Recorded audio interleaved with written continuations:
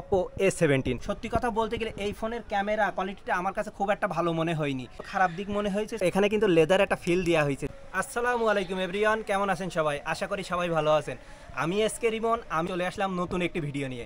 আপনারা আমার হাতে দেখতে পাচ্ছেন Oppo A17 ফোনটা দেখেন কতটা সুন্দর। পিছনের ব্যাক সাইডটা দেখেন পুরোটাই হলো প্লাস্টিক, কিন্তু প্লাস্টিক হলেও এখানে কিন্তু লেদার একটা ফিল দেওয়া হয়েছে, যেটা কিন্তু আমার কাছে খুব সুন্দর মনে হয়েছে। এই ফোনের পিছনে দুইটা ক্যামেরা দেওয়া হয়েছে, আর এখানে 50 মেগাপিক্সেলের ক্যামেরা দেওয়া হয়েছে। এখানে সামনে যে আপনারা দেখতে পাচ্ছেন সেলফিতে কিন্তু 5 মেগাপিক্সেলের একটা ক্যামেরা দেওয়া হয়েছে।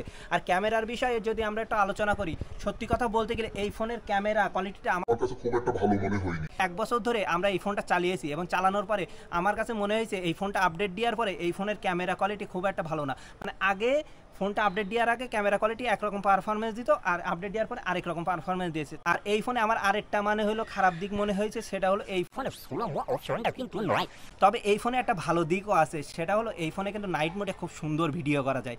আর আমরা যদি বলতে চাই এই যে Oppo A17 যে ফোনটা আপনারা দেখতে পাচ্ছেন, এখানে কিন্তু 5000 mAh এর একটি শক্তিশালী ব্যাটারি ব্যবহার করেছে। এখানে আমার মনে হয়েছে ব্যাটারি ব্যাকআপটা আমরা কিন্তু ভালো পাচ্ছি না, কারণ আমরা এই ফোনে ফ্রি ফায়ার গেমটা খেলে থাকি। আর ফুল চার্জ দিলে এই ফোনটা যদি আমরা টানা গেম খেলি বা ইউটিউবে যদি ঢুকে যদি ভিডিও দেখি, সেই ক্ষেত্রে আমরা 3 থেকে 4 ঘন্টার মতো আমরা চালাতে পারি, তারপরে আমাদের আবার চার্জ দেওয়া লাগে। আবার এই ফোনটা চার্জ দিতেও কিন্তু অনেক বেশি সময় লাগে। সময় লাগার কারণ হলো এখানে হলো 10 ওয়াটের একটা চার্জার ব্যবহার করা হয়েছে।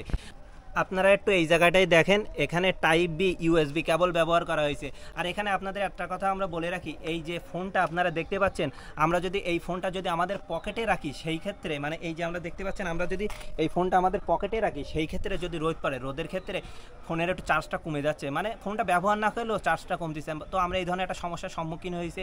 এই ফোনটা কিন্তু দেখতে কিন্তু অনেক বেশি সুন্দর। তবে এই ফোনের আপনারা হলো 3টা কালার ভেরিয়েন্টে পেয়ে যাবেন। এখানে 4GB র্যাম এবং 64GB রোম ব্যবহার করা হয়েছে। তো আপনারা চাইলে এখানে র্যামটা একটু বাড়িয়ে নিতে পারেন। এই ফোনের বিষয়ে আরও কিছু গুরুত্বপূর্ণ কথা একটু আপনাদেরকে বলি। আমরা যদি ভারী কোনো অ্যাপস এই ফোনে ব্যবহার করি, সেই ক্ষেত্রে ফোনটা কিন্তু মাঝে মতো একটু হ্যাং করে, মানে মোটামুটি পারফরমেন্স দেয়, একেবারে ভালো পারফরমেন্স দেয় সেটা আমি বলবো না। এই ফোনটার ওয়েট হলো 189 গ্রাম। আর আপনারা এই যে এখানে যে পাওয়ার বাটনটা দেখতে পাচ্ছেন, এই পাওয়ার বাটনে রয়েছে ফিঙ্গারপ্রিন্ট সেন্সর। এই ফোনটা 2023 সালে কেনা হয়েছিল, তবে এই ফোনটা বাংলাদেশে রিলিজ করেছে 2022 সালে। 1 বছরের বেশি সময় ধরে মানে এই ফোনটা চালানোর অভিজ্ঞতা হয়েছে। তো অভিজ্ঞতা থেকে আমরা এই যে ভালো খারাপ দিকগুলো আপনাদের সামনে তুলে ধরলাম।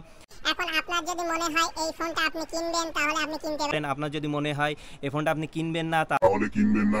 আর এই ফোনের দামটা একটু আমি বলে রাখি আপনাদেরকে, 15,000-এর কিছুটা বেশি বা 15,000-এর কিছুটা কম।